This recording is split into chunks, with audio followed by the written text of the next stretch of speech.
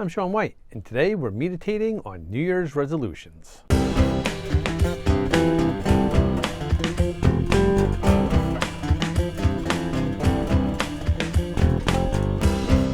It's almost that time of year where people publicly declare changes that they want to make in their lives.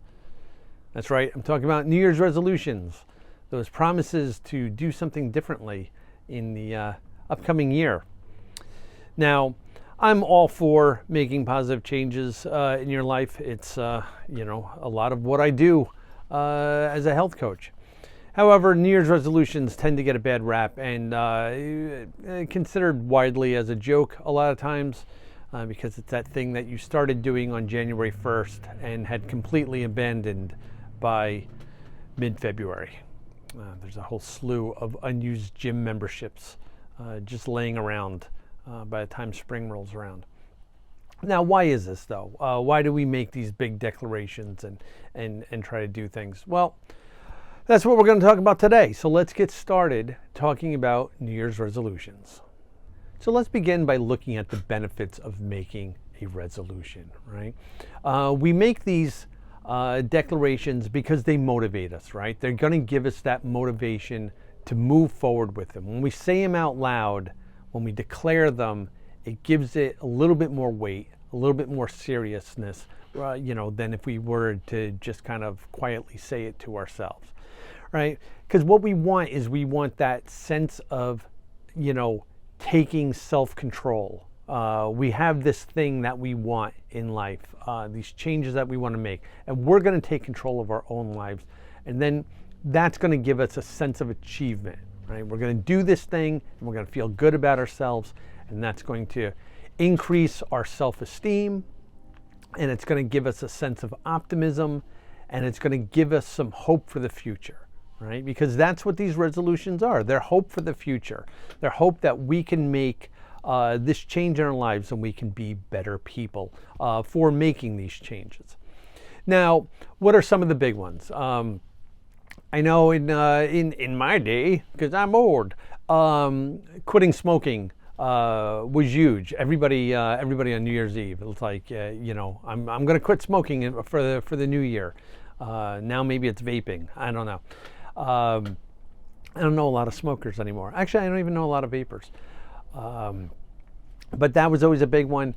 Quitting drinking, which was always just an excuse to drink way too much on New Year's Eve, because you're like, I'm not going to drink in the new year, so I got to do it all right now. Not the best plan, but not the best plan for feeling good the next day either, But that was always a big one. Going to the gym. I don't know why that one is. That's why I made the joke about the gym memberships falling by the wayside. A lot of people like to think that they want to go to a gym. I know I never want to go to a gym, but some people feel like that they should be doing that. Let's see, what else? Eating healthier. That's always a big one. But then there's also other things besides just your usual health improvement things. There's learning new things, taking up new hobbies, learning how to paint, learning how to play the guitar, doing stuff along that line, traveling more, getting a new job or changing your career altogether. These are some big ones. And also volunteering, doing more, right? I'm gonna give back to the world. I'm gonna volunteer more. I'm going to do these things. And all these are great. I have no problems with any of these things.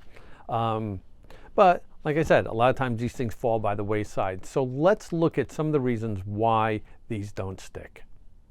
So where do we go wrong with our New Year's resolutions? Well, a lot of times they're just too ambitious, right? We create these larger than life goals, and we think we're going to do them, and we kind of set ourselves up for failure on that, because also there's a lot of times there's no accountability, right?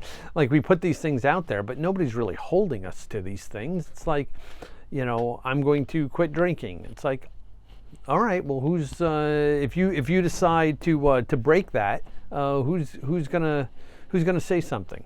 Usually nobody. a lot of times people struggle to accept changes in others.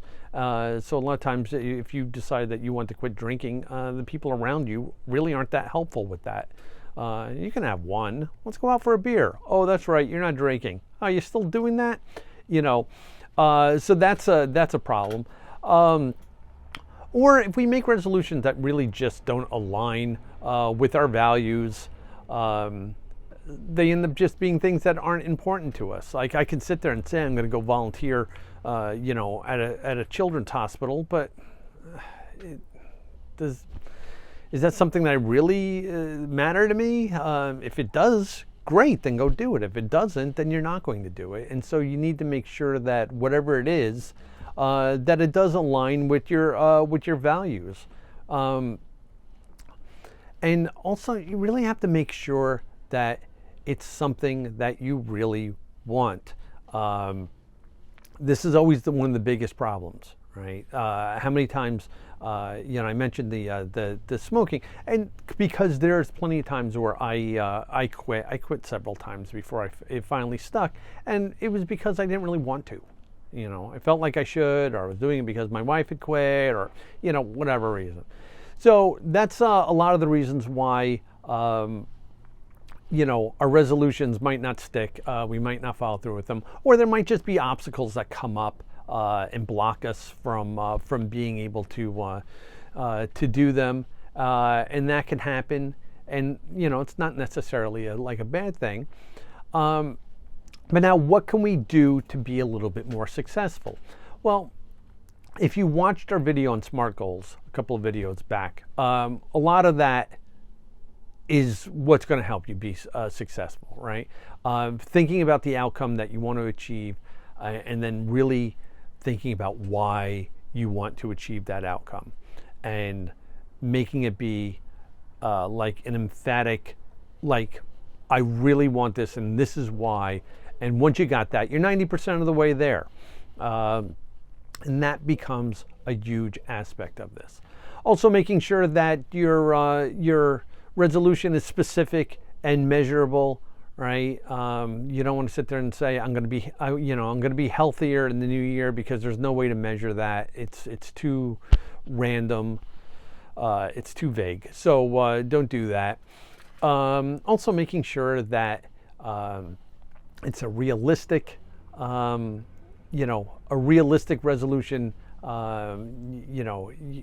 If you sit there and say, I'm gonna get like a six-figure job, when you've never had one before and you don't have the skills to back that up, let's make sure that we're being realistic on things and giving ourselves a time frame to work on this.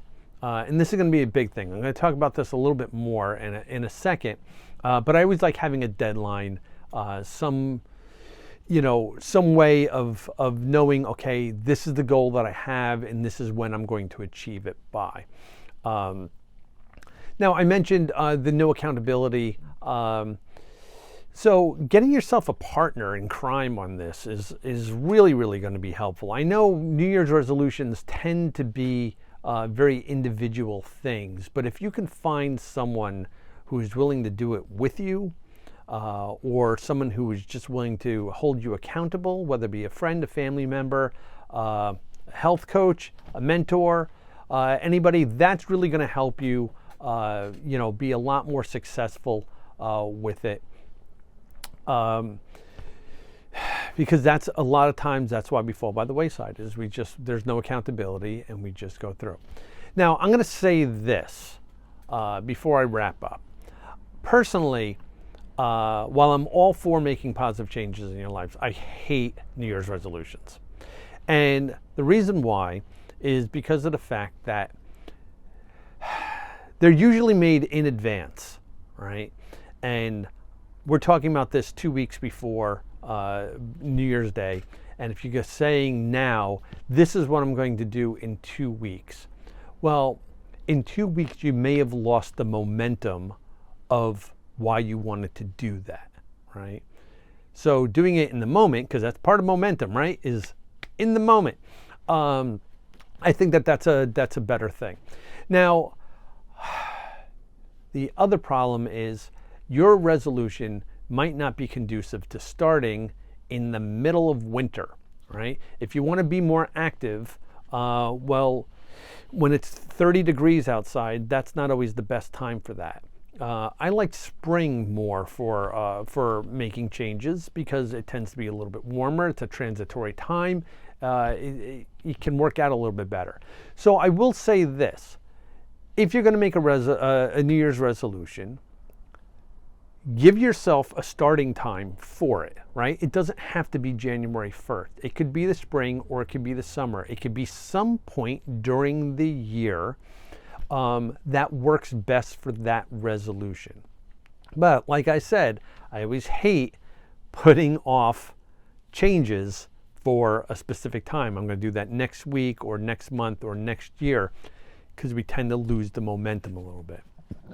So whatever your New Year's resolution ends up being, I want you to think about it. I want you to try to make sure that you're creating the best resolution for you. Something very specific that matters to you, something that you really want, and then put together an action plan on how to do it. Failure is always an option, right? Like a lot of times these things just don't stick. But just because we fail, it doesn't mean that we can't start over. We can't reset and start over. But rather than just throwing arbitrarily, out there what your resolution is, come up with a game plan. Come up with an action plan. And if you need help with that, get in touch with me. Give me a call, shoot me an email, book a consultation, and we can go over it if you want. So hope you have a great holiday season coming up. And if you like this video, please click the like button and share it with your friends. Let people know what we got going on here. If you want to hear more of what I got to say, then subscribe, turn on notifications, find out when new videos are coming out. And leave me some comments down below. Let me know, are you creating New Year's resolutions? If you want to share them, put them up there. If you hate New Year's resolutions, let me know. Let's start a dialogue. So until we speak again, be well, be safe, and be kind to everybody.